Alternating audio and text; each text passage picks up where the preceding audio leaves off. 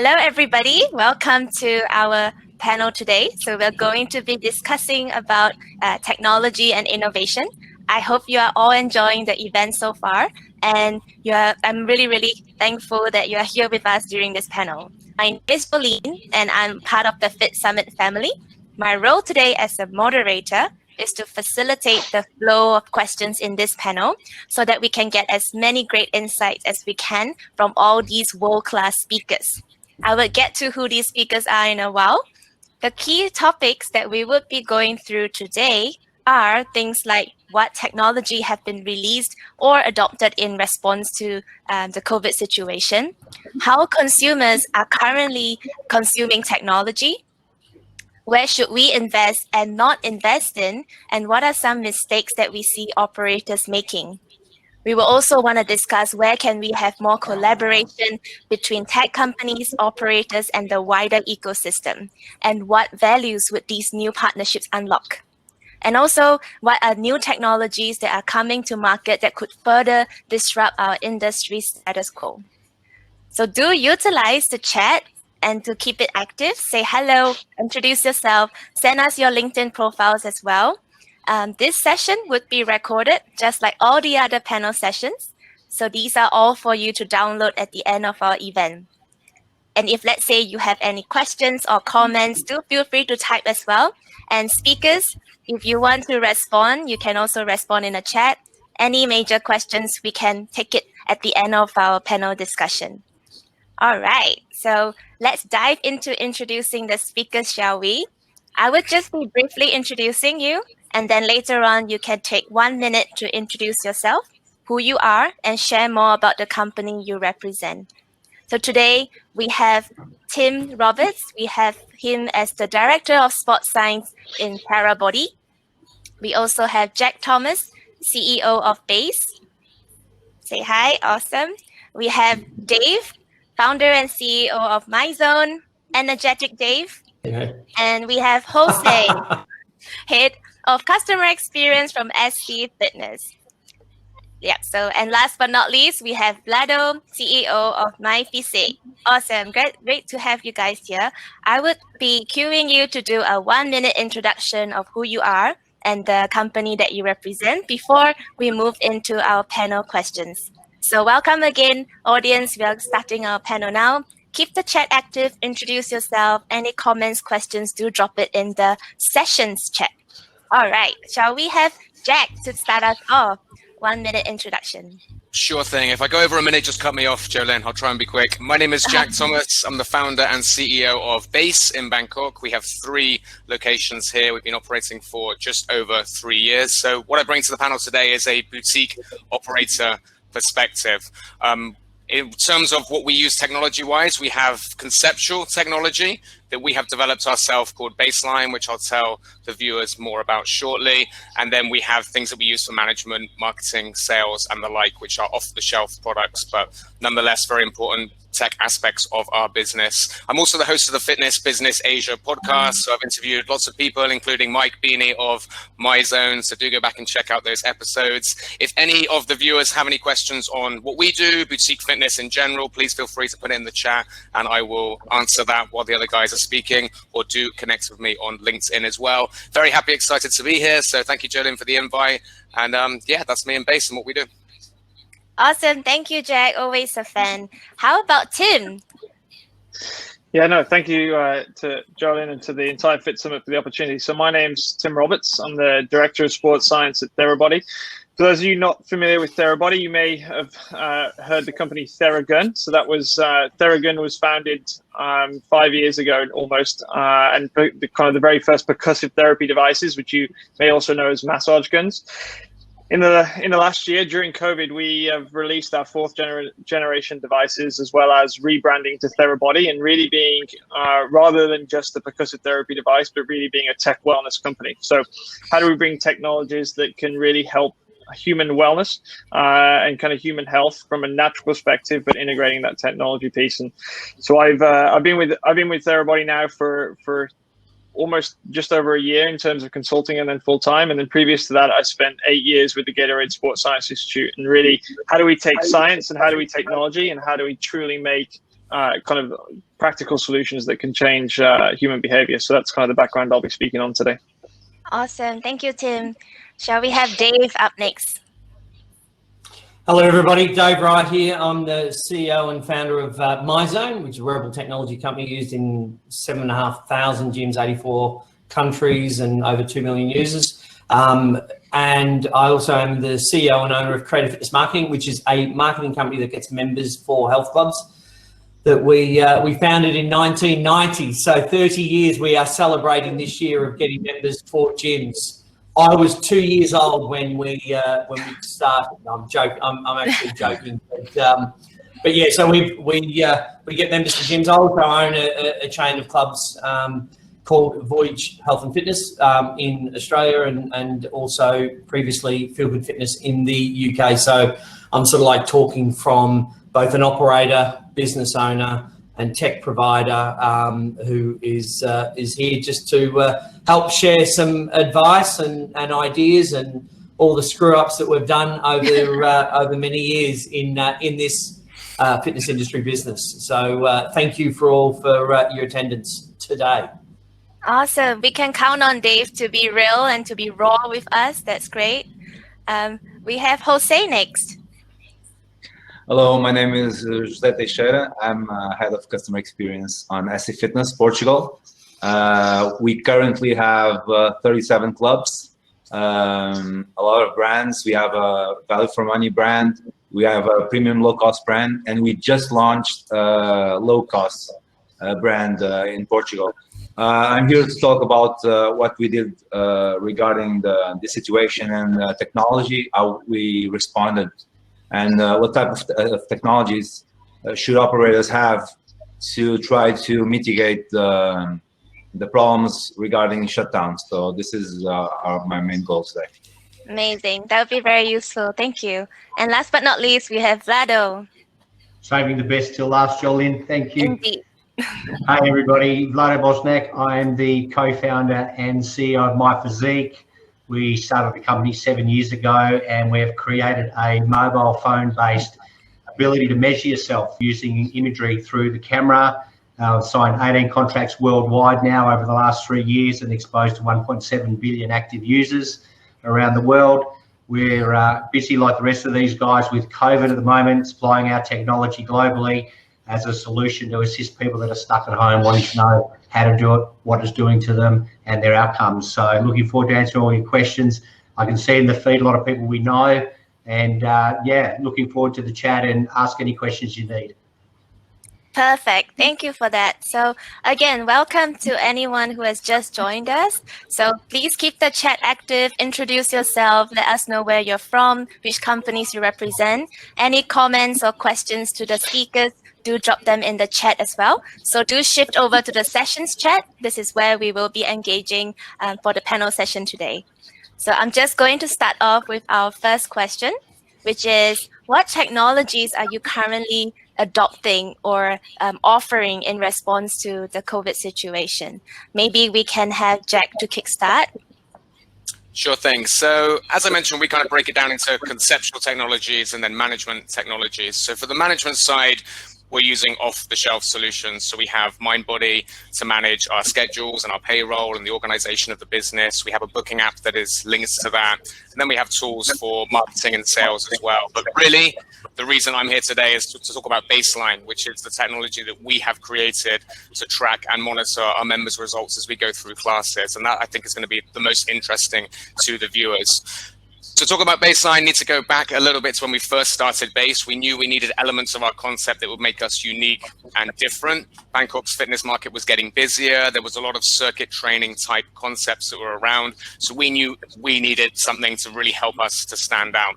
Now, one of those things was to introduce cardio machines into the group class format. So that was kind of one of our differentiators, using treadmills, row machines, and bikes in a way that wasn't done in Bangkok at the time. But again, we wanted a little bit more that would really help us to stand out. So we wanted to introduce an element of recording and tracking our members' results as they went through a group class.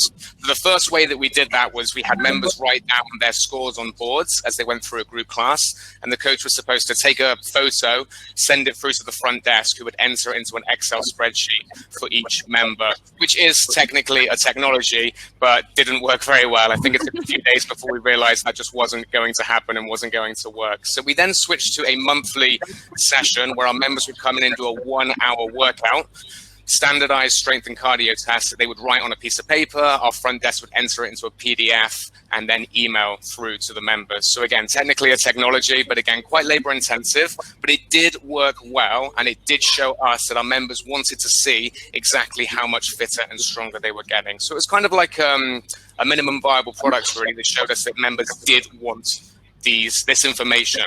It also helps us to get these great testimonials. We could say our members improved their cardio by 23%, their strength by 12%. We linked in a body composition scan, so we could also say their body fat percentage went down 1.8%. So it really helped us to create these great stories and really strong testimonials. About 2 years ago, we realized that we needed to take this to the next level. And with our ambitions to expand in Thailand and internationally, we kind of knew we needed something a little bit more than this, writing down on paper, putting things into a PDF. So we spoke to our branding and marketing company that also have a development team, and we started to put the baseline concept into a technology that could be easily used and interwoven into our group class format. We already had the structures of the class planned out, but it was a big process to go through to kind of get the technology seamlessly working with that. So 2 years later, we have Baseline operating in all of our locations. Just to give you a brief idea of how it works, it's linked into MindBody, so as you book into the class, it would push your name through to the Baseline software, so that's accessible through tablets throughout the studio. You, of course, Jolene, have tried Baseline at one of our base locations. We do 5-minute sets with a break in between, and once you've finished your set, you would manually input the score that you got. So it could be the distance on the treadmill, it could be the weights that you used for a strength exercise, and we've worked very hard to make sure that user experience is very seamless, very crisp, and very easy to do. Customers absolutely love it. They can see their progression. So we built a system of exercises and sets that cycle every 15 days, and then every 3 months we cycle everything. So huge amount of work has gone into building that program.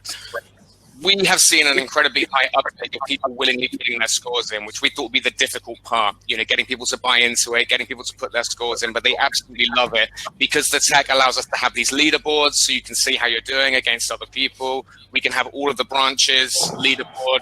So again, you can try and compete with other people. They get an email at the end of their workout to tell them their stats, their results, and how that compares to their personal best. We've also built in on the class scoreboard their previous personal best. So if they're coming up to a row set, they can have a quick look at the board. They can see they got 610 meters last time, and they can try and beat that this time. So we've had 80 or 90% of our clients willingly putting in their scores, absolutely loving the data, and it's really helped them to stay on track, to stay motivated, and ultimately become more often, which is exactly what we want, right? Just like Myzone, you start to get into the idea of seeing your stats and your results every time, and it makes you want to come more.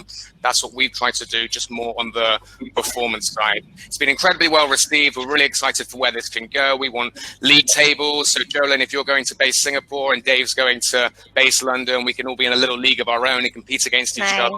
So lots of cool features that we're looking at, but we've definitely had this idea validated by the market for sure. And we're excited to put Baseline into the hands of more people. Amazing. Thanks, Jack, for the details and what you've been doing with the gyms and studios. How about Jose? Is that something similar that you're doing in your gyms as well? Well, we had a project that we launched 2 years ago about the omni-channel, being able to get connect with the members and non-members throughout all channels. And we did it in 2 weeks because we needed to do it. We had our clubs closed in March, and we had no connection with members. So we started to launch our online gym. It took us 2 weeks to do a 2-year project. So it was like sleeping a few hours a day. We launched the online gym. We launched also an outdoor gym because in Portugal, around May, you could do physical activity outdoors. So we did 2 major venues, and we did a site for booking outdoor classes. We also launched appointments to get into the club because we have some constraint regarding physical distancing and entering the club and maximum capacity.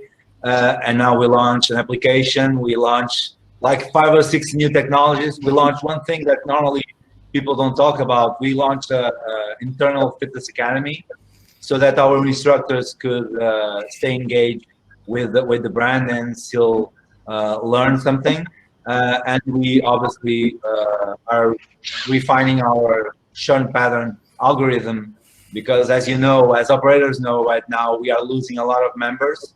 People are afraid of the virus. So we are refining our churn pattern technology so we can contact back those members and try to get them inside the facility. So this is really important for us to talk about, because I don't believe, it's my conviction that I don't believe that digital as its own will give a lot of money from an operator standpoint.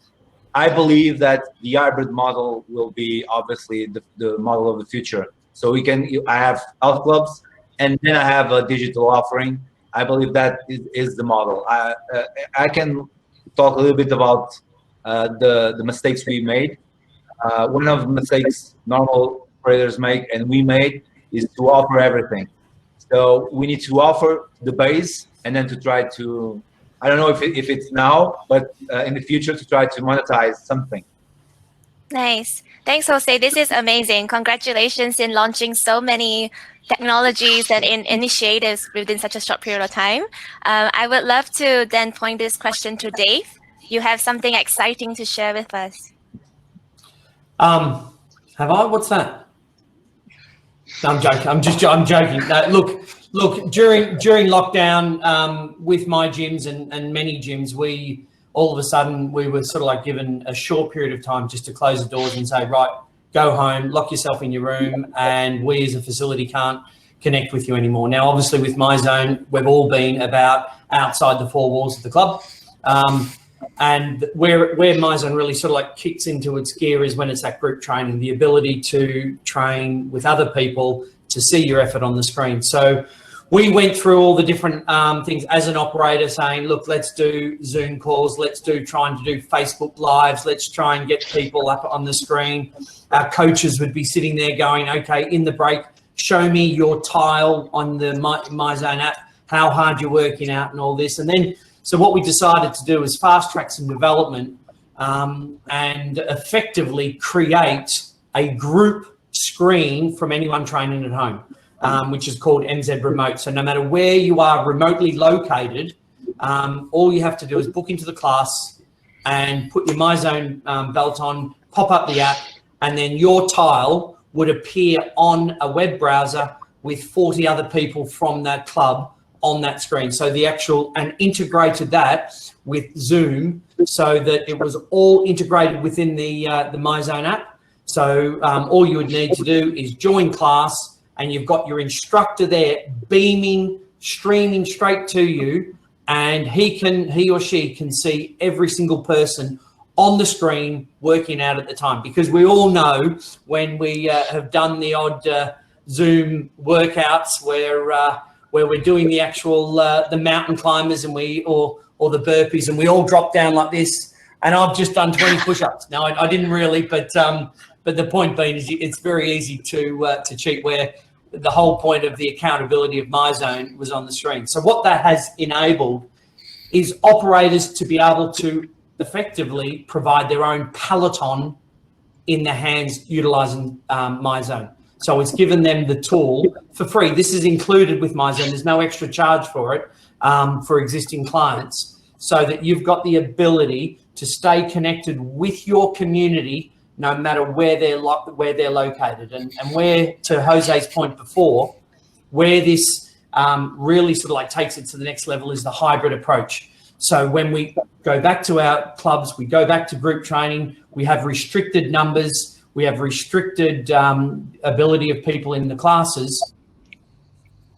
Actually, maybe people in your class, but then 50 at home joining along because you've actually set it up through the MZ Remote. So that's been incredibly well received, and it's been quite popular, and we're constantly looking at developing that. So that's what we sort of did to fast track our development to help support operators during this time.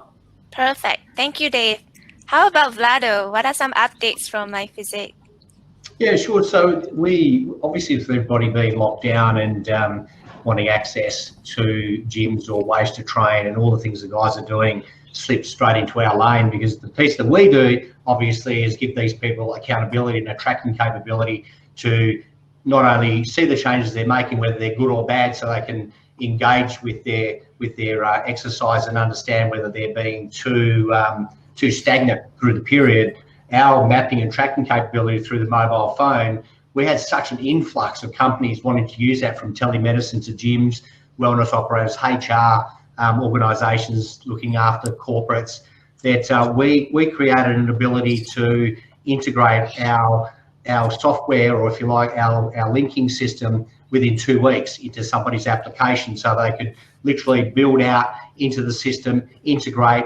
It's through a deep linking process, which gives them a capability to onboard and get access to everybody. Because one of the biggest drop-offs and fears I look at through all the people we know in the gyms that we've been working with is, how do we retain and communicate with our members when this happens? And a lot of these gyms have great digital platforms, but the engagement piece of that is time to pay the membership or something of that sort, rather than the cool stuff like Myzone does, or José and all the others, and Jack, where they've got engagement capabilities. So what we do is we've created a high touch model with our technology to allow people to see their changes in the smallest change, track it inside the app, be able to put themselves side by side, share it socially if they want to, and be able to then report that back to their personal trainer remotely. So they can say, this is me now, this is my shape, this is my change. And that then gives the guys on the side of the gyms or the Myzones and companies like that an ability to see if those changes are happening and know how to pivot and work with those guys.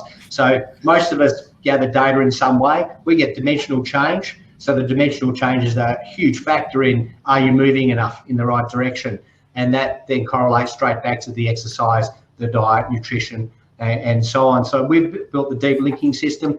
The other side of it is, we have quite a spread of demographic that we look at, and with the people that have come to us, we've never really considered too much people sort of 60 and plus that may not be quite as active in a gym, but still want to know where they sit within a sphere of their own health and risk that they have to themselves. So we did a really cool integration with a group out of Canada that have facial scanning that gives you your blood pressure, it gives you your heart rate, any irregularities in heart rate, respiratory rate, and so on. So we're able to actually engage with a much older audience that may not necessarily want to be in their tight form-fitting clothing to take a body scan to get their data back from a body scan. But they still want to be able to check themselves and see where they sit from a health perspective.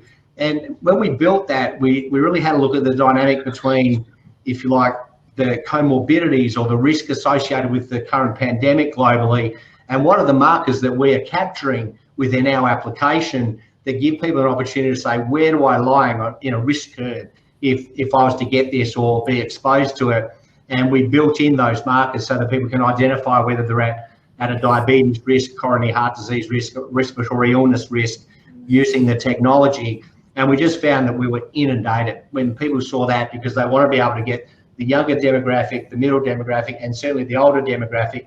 And especially when you get into Asia, where the older demographic is still very active, but not necessarily going to a gym. How do you touch them? How do you reach them? So we configured this to be very appealing and easy to use for a much older demographic, and specifically in China, because we're working with WeChat in China, where by the at-risk population, which if you just look at the diabetes risk in China alone, it's around 30 to 40% of the population, which is in the hundreds of millions. And how do you deal with that in a situation where diabetes is one of the highest risks associated with the current COVID situation around there? So we gave a very easy to use product that can be integrated quickly into it's not the perfect world. I want to add that it's not how I like to see it in most people's technology. Our technology to sit inside the technology, like the Intel chip with a computer, for instance, it runs a certain part of the processing. That's what we do. We process measurement. So we like to be native inside the SDKs, go into the applications, and they sit in their world, and all the data is theirs, and they keep it and they work with their users.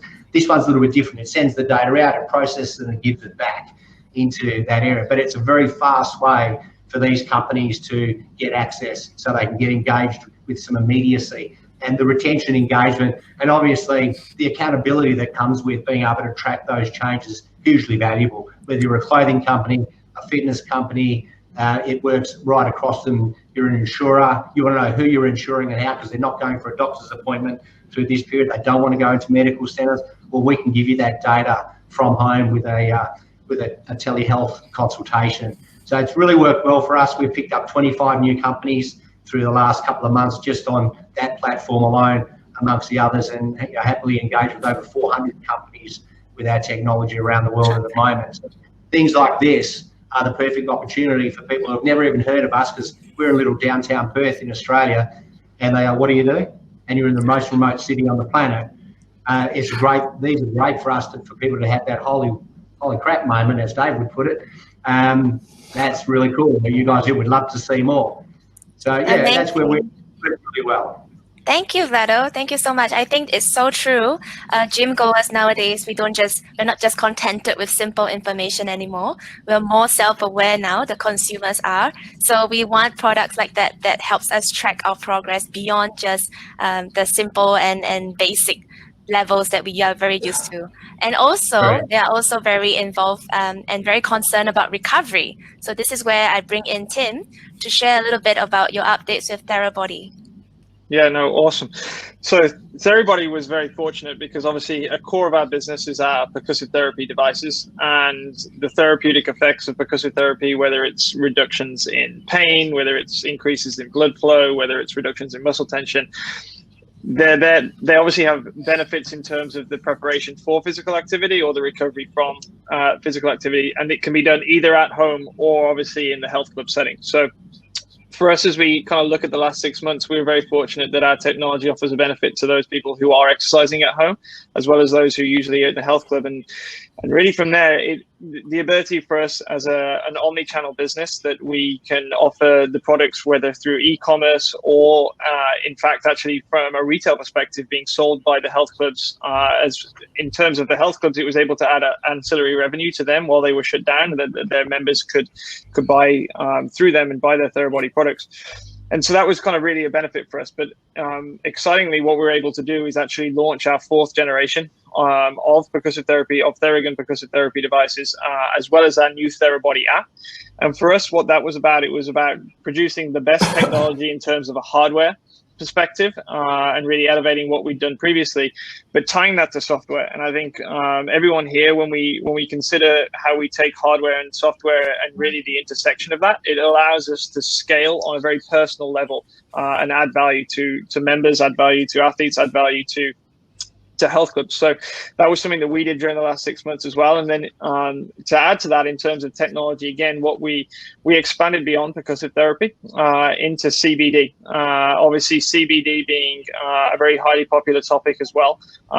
Something that is kind of very early on in the beginnings, but we felt was kind of fit the Therabody ethos of being natural, but being something that can offer kind of health and kind of well-being benefits.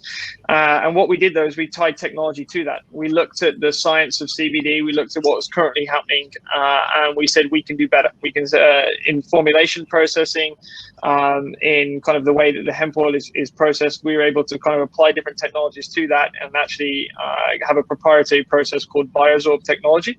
Again, kind of a focus on how do we take technology and how do we truly add value to people in terms of kind of that recovery and tech wellness space. So it's been an exciting 6 months, and it's we can continue to kind of innovate in that space, and we're excited to share some more things probably coming in the next 6 months as well.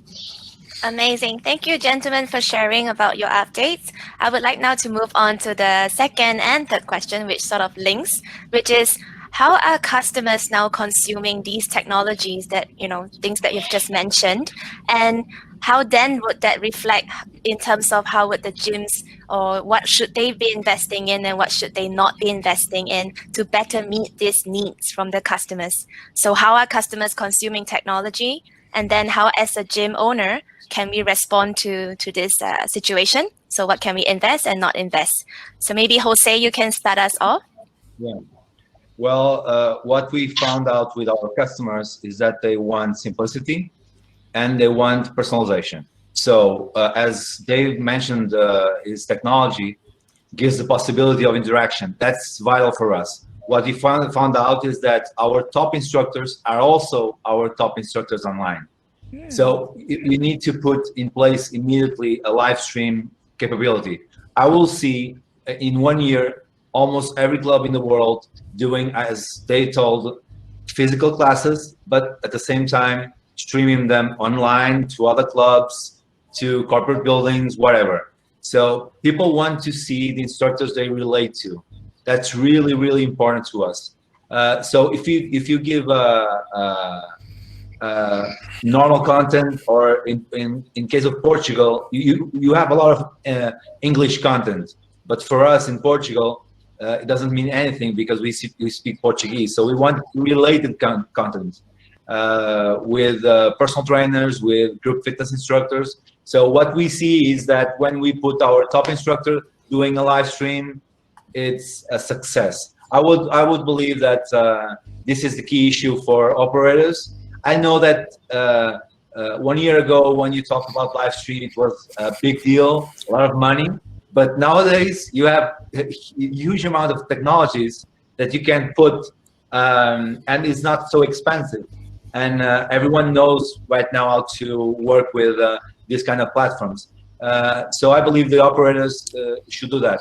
As I told you before, I believe that we are going to see a hybrid market because, imagine the place where you do physical activity. You have outdoor parks, you have corporate buildings, not yet because of the layoffs, but from September, October, we are going to see the people going back to offices, homes, devices, schools. So you need to be there, and the only way to be there, or you install your technology, or then you be able to do that. I will believe that we could see a fitness TV or something like this in we are trying to do it in Portugal. So fitness TV, or join an operator, media operator to get content. I believe this would be something to look at. Perfect. Thank you, Jose. Is it the same for you, Jack, with your experience in boutique fitness? You can definitely disagree or, just share your own insights in a very real way. Yeah, so I think just in terms of, you asked how our customers are now consuming the baseline technology. So we have two aspects to the technology. One is this kind of you against you aspect, and you can actually choose to have your results hidden from other people, so it doesn't come up on the scoreboards or anything like that. And that's how much have you improved since you started coming to base. This is where you were on day 1, day 30, day 60. The other element to it is the competitive side, and I think that's a really important thing to think about because it does help to craft your marketing message, how you draw people in. If you just go all on the competitive side, it's going to alienate the people who just want to get better. But it's good to have that option of competitiveness, just like Myzone, right? You can either, battle to get the most points, or Fitbit battle to get the most steps, or it can be more of a tool to see how much you improved. So those are the two ways that the technology can be consumed. In terms of boutique operators and whether they should invest in technology and kind of what to do next, I'd actually like to address one of the questions that's in the chat there. Zhao, I think it might be something like that. He's saying, what do we need to do to make sure that we can compete against outdoor classes? How do we bring people back into the gym?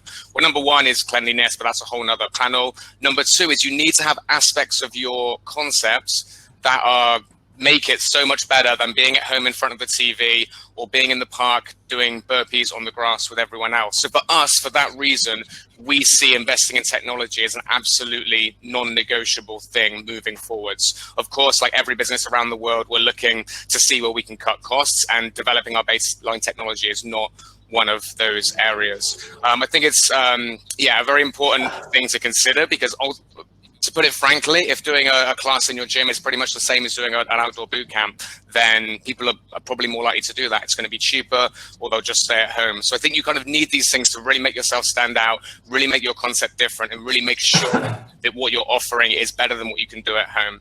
You know, if we look at the Therabody gun, you know, something like that, it's a technology that's difficult to get at home. So that's something else you can actually have in your gym, in your location. So I would just say to any operators who are sort of wondering whether this is worth spending on, worth investing in, like absolutely moving forwards. And then you have the online training as well, which is a whole other conversation. But again, I think that's a technology that we certainly need to be investing in to make sure that we are kind of somewhat bulletproof towards what can happen in the future. How about in areas that we should not be investing in? Should not be investing in. I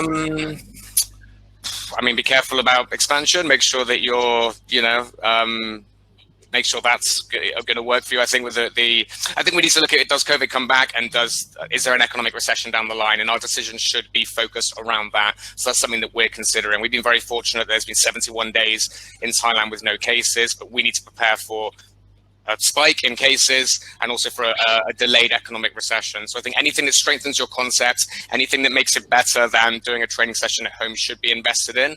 But I think be careful about any spending that's not going to bulletproof you against a worst case scenario. Because, yeah, you know, if I could go back 6 months, 12 months, there's things I wouldn't have spent on knowing what I know now. Now we've got a little taste of what could happen and perhaps things to come.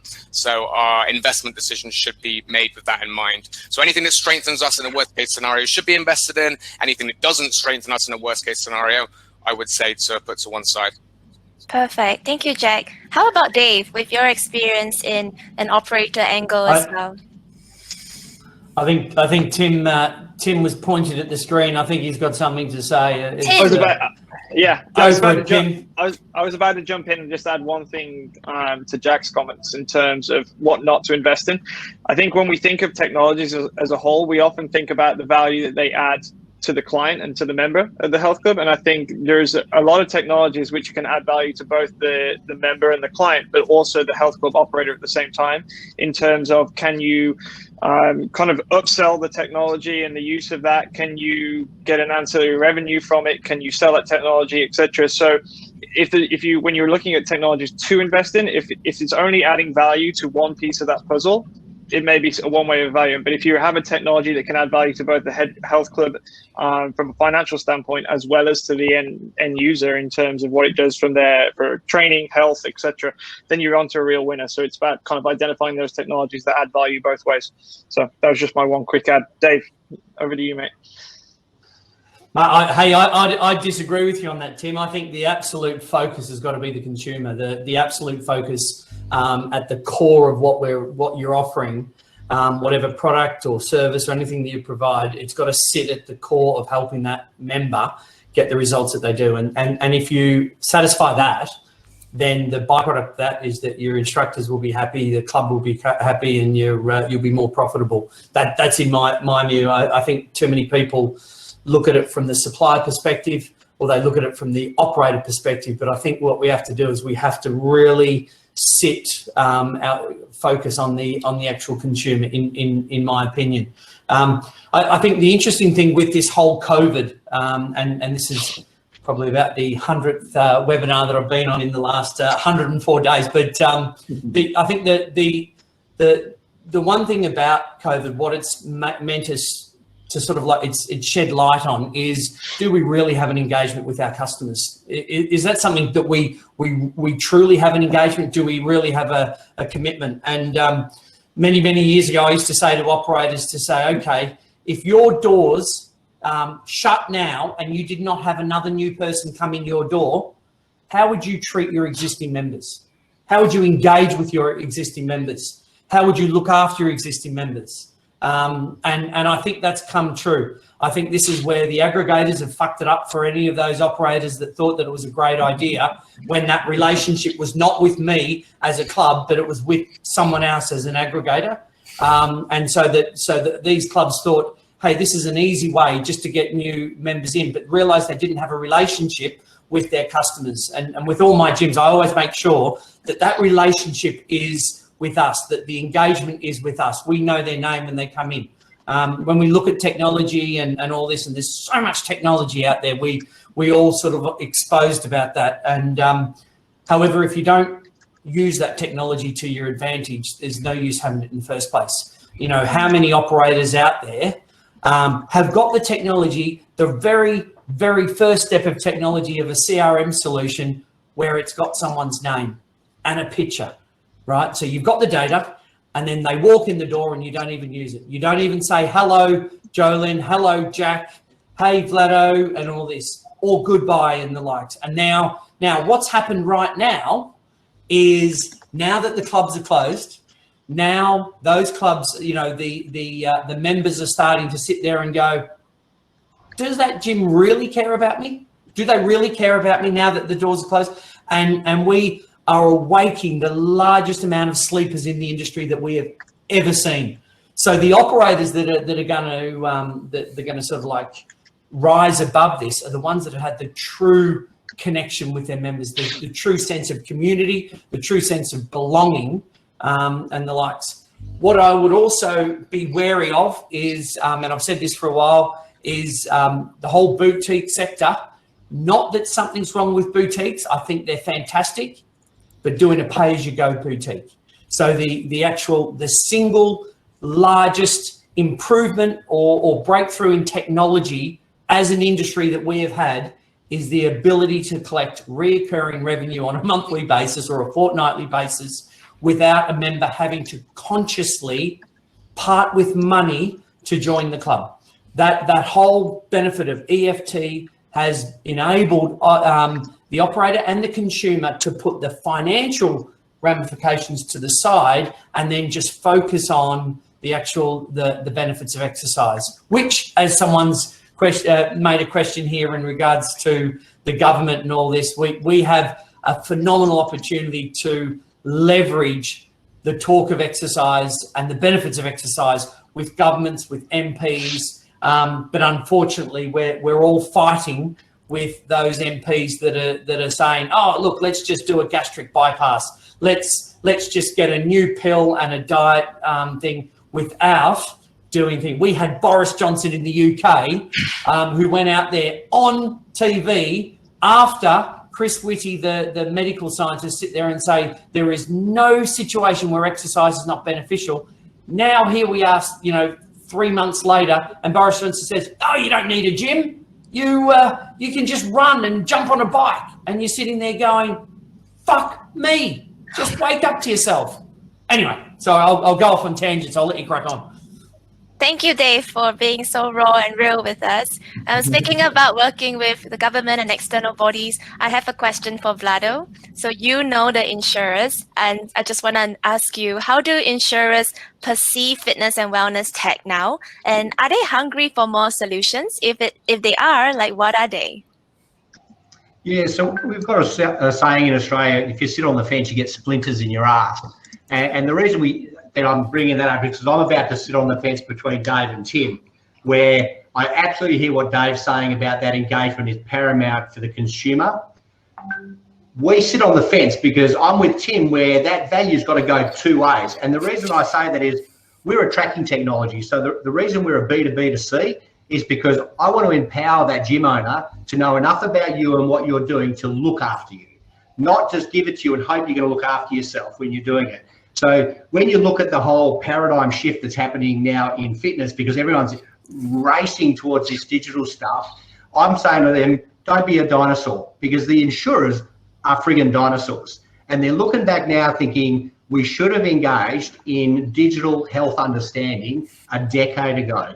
We've lived and died by BMI. Everyone knows it doesn't work. Everyone knows it calculates your body mass wrong. But unfortunately, that's what they do. And when you're talking about a stellar idea about being able to go into a gym without buying a membership and doing these things. So a little company launched out of CES last year called Flexit. A couple of guys out of New York, super smart, selling gym membership by the minute. So they went and did deals all over the US with 2,000 gyms that you can go to any gym you want through this platform, and the gym gets paid for the time that you sit in there. And they've got 2.7 million active users using the app that are traveling, that want to be able to have an ability to do that. Now, I think that's a pretty cool way to do it. What I'm saying is, and Dave's nodding his head, he'll interrupt me. No, he's not. He's not nodding his head. But You've got to look up both renting sides of the equipment. paradigm, you know? Bloody renting equipment. That's bloody. We've got to get away from that as an industry. Away from renting equipment. The splinters in my butt, because I'm looking at how people are utilising that, and they've picked up 2.7 million members in 1 year. I don't know outside of like the Twitters of the world or these social media platforms that have ever done that. It is just mind blowing. Dave, you've got between 2 and 3 million people. You've flogged your guts out to build an incredible business to get to those numbers, and kudos. It's where we want to be. You know, it's about exposing yourself, using technologies to be able to bring in these dynamic changes in the industry, but service both sides of the market. Because if you're a good gym owner, you do want to look after your member, but you need some sort of feedback to know whether they're getting the outcomes. And then if your staff aren't doing what Dave brought up, when Vlado walks in and my face pops up in my name and you don't acknowledge me by name, you've failed. I'm sorry, you failed at what you're meant to be doing. You should. That's why that CRM is built that way. It's to let you know how to deal with someone, and it works. It really works. So it comes down back to what I'm saying about technology. Use technology to empower your staff, your club, your engagement, your retention by caring, because you know whether that person's getting their outcomes, and you can drive it back the other way and say, we can see you're not achieving what you want to out of this. We've got the data. Come in and see us. We want to do something about that. I think I think it's just so paradigm. It's got to happen. And I've seen it in the insurers that they just go, you know what people do? They go online and they use these phishing agencies that go and surf the net for the cheapest insurance policy for the most amount of lives with the highest cover they can possibly get to go and buy insurance. And they know nothing about it because it's self-reported data that's coming in. They say, this is my height, this is my weight. Nah, never smoked in my life. It's got lung cancer. They just lie about everything to get the best policy. So I'm saying to the fitness world, don't be the dinosaurs. Don't make the mistake insurers are made that are spending ridiculous money now to try to catch up with the world on how to use technologies. And a great example is Prudential out of the UK just spent $100 million for a 7-year license for exclusivity to Babylon to be able to do that remote assessment work with their actual policy holders. $100 million. Because they know they need the data. It's just so important. So that's my piece. Like I said, sitting on the fence. Dave's going to come at me, but that's okay. We're Aussies and we're robust. That's what we do. Thank you, Vlado. I think those were really great sharings, and we can continue to agree to disagree, but I love the differing opinions, so that's great. I actually want to ask Tim with regards to where do you want to see more collaborations? Because we do agree that with collaborations between tech companies and other wider industry players in the ecosystem, what kind of value could these partnerships unlock as well? I think for Therabody and my personal opinion as well is that you can't be the expert in everything. So in terms of technology right now, obviously we consider data, and we consider data in terms of how we make decisions about our members and clients and whatnot. And if one person, in terms of wearable technology to the ability to build intelligence platforms, to aggregate that data, to then push it out, to drive engagement through memberships, through kind of more personalized training and an approach to wellness, everything, when you encompass that entire ecosystem, it's impossible to do everything as a single entity. You need to be able to integrate with other platforms. You need to be able to take data from whether it's Apple Health Kit, whether it's Android's platforms, whether it's the Apple Watch, whether it's Whoop, whether it's an Aura ring, all these different technologies to be able to then apply to your own technology in terms of how it's used by the consumer. And I think an ecosystem is truly that. It's how do we pull in kind of multiple parts, have the expertise and kind of over here in one side of things, and combine it with your own expertise and put it together. And I think to me that's the core and the fundamental side of it is that you can't be the expertise in everything, and it's best to work with them and kind of elevate your own technologies and all the technologies that you have rather than trying to compete with them. That's great. Thank you very much. I actually want to pose this question to every speaker here. What are some new technologies that are coming to market that would further disrupt our industry status quo? Maybe we can with José. Well, I believe that right now, owning the customer is really important. So I would believe that Facebook's, Apple's, Google's will try to get something in the market to get the people out of gym. I truly believe that, and fitness brands like, we talk about Lululemon purchasing Mirror and other technologies. So I believe everyone is looking at the 180 million people fitness market and a lot more in their homes. But I would see some kind of integration with some platform in social media. I will see it that way, the future, because I believe our industry is really a great industry, does well to people. And the biggest companies in the world are getting into our space. That's going to happen. In countries like Portugal, that we don't have a huge amount of devices or wearables on the market, we still get away with something, but the physical part of it is still important, the clubs, the brick and mortar. But as the millennials go through our society, there will be more kind of relationship with this. But we didn't see in Portugal a huge amount of success in devices. So I would believe the technology in the future will be something related to what we are seeing now with video integration, with the TikTok of fitness. I don't know, maybe that kind of way. Amazing. All right. So quickly, next person, Jack, what are your thoughts on this? So what will disrupt our industry status quo? Well, I believe that in group class boutique fitness, Baseline has the potential to really disrupt the status quo in terms of tracking performance in group classes. We've got a lot of plans to really take the technology to the next level, which might require some bigger investment down the line. But at the moment, there's quite a manual aspect to Baseline. So whilst it works very well, we would like to make that much smoother. Perhaps as you do your reps, it automatically records the weight that you use and how many reps that you did during the class. Something like that would really have something that even mirrors your body and knows how many reps or how many burpees you've done. We'd really love at some stage to integrate heart rate monitoring into performance. So if, let's say you did a 1 kilometer run within the group class on one day, then you did it again a month later. If we can tie heart rate into that, that would be really cool. So maybe a conversation with Dave down the line with that. So we want to really look at performance and how that's going to develop. And so we think Baseline will be at the forefront of that. We think that is something that's missing in the fitness industry. There's a lot of, this is how many calories I burned, I got a good sweat on, I'm feeling better. We want to show people that they don't just feel better, but they actually are fitter and stronger as well.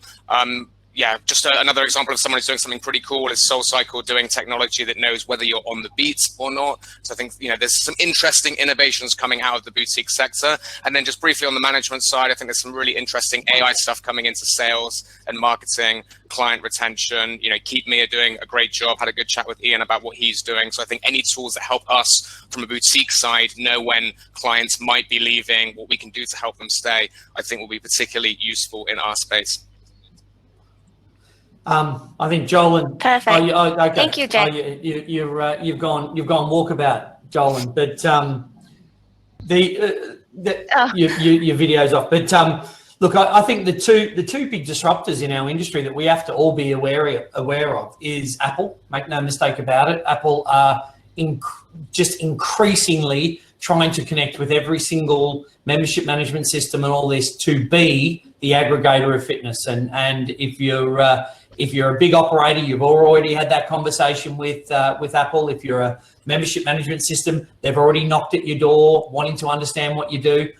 So Apple, I think, are incredibly trying to be disruptive in this industry. They've been really quiet in this whole COVID. So whenever they get a bit quiet, you know that they've got something sneaky that's coming out.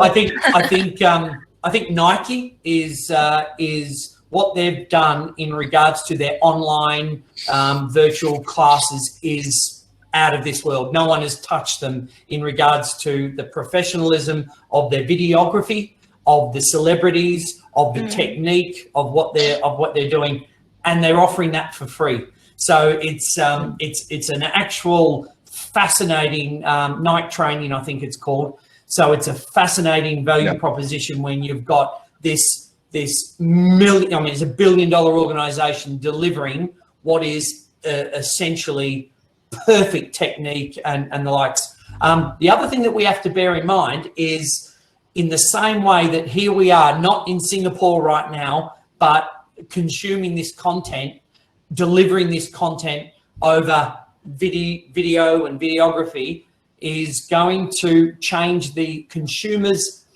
appetite and behavior to this. 6 months ago, many people probably didn't even know what Zoom was or Teams were. Certainly I didn't know what fucking hopping was. And here we are with what, 2,500 people, subscribing to a platform where people are viewing. So there is an appetite. There is an appetite for consumers to consume in this way. So I think what we will find, and there are a lot of businesses that have opened Amazon, all these businesses that have said, hey, we're not going to go back to a physical office until January of 2021. Many have said, we're not going to go back to a physical office. So there is going to be a lot more of this, which provides an opportunity for those people to remote coach at scale. And that's what we've got right now. You've got so many terrific contributors to this that you wouldn't be able to get people to fly in for an event like this. And so I think that is a massive opportunity and potential threat when we open our doors again. So, but we're not renting equipment. We are about people, and we are about that whole member engagement. I knew it was coming. Yeah, I know it was coming. Anyway, bring it in. I mean, hey, no, I think looking at, going back to the point on the question, things that are coming that are disrupting, is there anything we haven't seen? Or is it just better mousetraps that are being created? Because people are seeing, look at what Jack's doing. He's trying to bring in the availability of lots of different fantastic ideas into one spot. So you don't have to use multiple environments to get the same data put together. And as he said, he'll probably do something with Myzone to get that data coming in. And when you talk about disruption, the disruption's coming from the big guys. You've got basically Apple doing everything around health, fitness, wellness, medical. You have even Walmart are moving into the lane now to give, discounted medical treatments, pharmaceuticals. They bought out one of the biggest pharmacy chains in the US. You've got Amazon doing what they're doing with all of their technologies. They bought, the Google bought Fitbit, $2 billion. The Lululemon guys bought Mirror for $500 million. This is a data play. Everybody's trying to aggregate data to understand the customer, retain them. So is there going to be technology that disrupts, or just there's going to be this massive consumption of these monster companies getting these positions? Because even the Fitbit acquisition by Google was looked at by the SEC, whether there was many competitive situations around that, because they didn't have data they were going to be able to track. But if you listen to Tim Cook from the Apple side of things, he basically says, if you look back at us in 10 years' time, you will see we're a health company. We will build devices, but the devices are all about delivering health and wellness and better outcomes for people globally. So, onto the question, is there something new coming? I don't know, because there's always something around the corner, but is it just a better mousetrap? There's going to be more acquisition taking place. There's zero doubt of that. Things like Myzone, things like what we're doing. We're currently the only people in the world that can do what we're doing. Are there people trying to do it? Hell yeah. They're everywhere. We see them all the time trying to create what we do. They've got to get around our patents. So there are acquisitions there when people start to see the difficulty. And I see in the questions in the thread, people are saying, at what point do you buy or do you rent, or do you actually build your own? Well, I say to people, why build your own when you can go out there and do a reasonable deal with a provider that's already gone through the pain of developing something? Just assess which ones are the right ones and bring it in a cost-effective way. I think that's the answer to a lot of those things. I would never recommend to anyone to do, unless it's completely new, something that doesn't exist, you can bolt together. And Dave's just hanging. He wants to say something. No, I'm looking at Jolin, who is looking at the time, sitting there going, shut this bloke up, for crying out loud. We're just about to hit 2 p.m. That's exactly it. Am I right, Jolin, or not? I think about it, but I may not say it the way you say it. But yes, something like that. He would say, shut I the wanna- fuck up. No, I think perfect, guys. If you enjoy the conversation, there are some questions in the chat we definitely did not have time to cover. But I encourage you guys, the speakers, to type in your contact details, how the audience can reach out to you, so that we could keep the conversation going, even though our panel has essentially, like time's up now. But the entire event is not ending yet. We still have amazing, exciting panels and the live stage for everyone to go and enjoy. So we have like the main stage, we have InShape Health Clubs, we have MyZone as well, who would be presenting there. And for the live panels, we have online and digital excellence, as well as franchise opportunities happening in an hour's time. And then we have our closing interview, as well as a closing networking. But before we leave, one last little comment from everyone, maybe a one-sentence advice you would give to whoever's listening to us right now. Let's start with Tim. So I'm actually going to join Dave here. I think the one thing when it comes to technology, you can never forget the human element. That it doesn't matter how much data you collect, etc., but it's the human element that is the most important. And so really tie back the technology to how it adds value to that. Perfect. How about Jack? Use your technology to make your business run smoother and make your offering a non-negotiable to your members. Amazing. Dave? Operational efficiency. I love it. Short and sweet. Jose? Be agile, act quick. Be agile. Nice. How about Vlado? Two things: don't be a dinosaur, act now and get onto things to look after your consumer, and go to www.aussiehumour.com Wednesday night at 8 p.m. You'll see me and Dave. Awesome.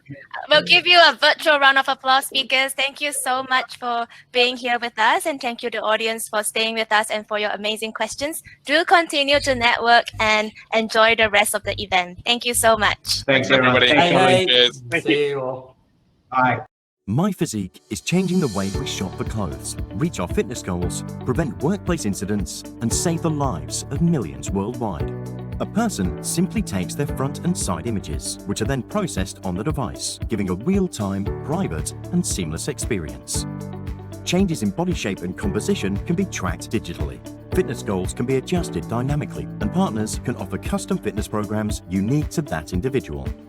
Reducing clothing returns is a focus for apparel giants all over the world. Size and fit are auto-matched based on preference and brand, opening doors for new opportunities in customized apparel. Corporate wellness partners benefit when combining measurements with the passive data from wearables. Risk identification and prevention across your entire employee population leads to improved health, productivity, and job satisfaction. The World Health Organization sees mHealth as the answer for universal health coverage. Telehealth is playing a key role in this vision, relying heavily on the smartphone to conduct remote health assessments. Partners are able to identify, classify, and monitor the primary markers of chronic diseases. Millions of lives can be saved without relying on expensive and inaccessible medical scanners and techniques such as BMI. Partners benefit from accurate and accessible body scans at an enterprise level that innovates and transforms their business into the future.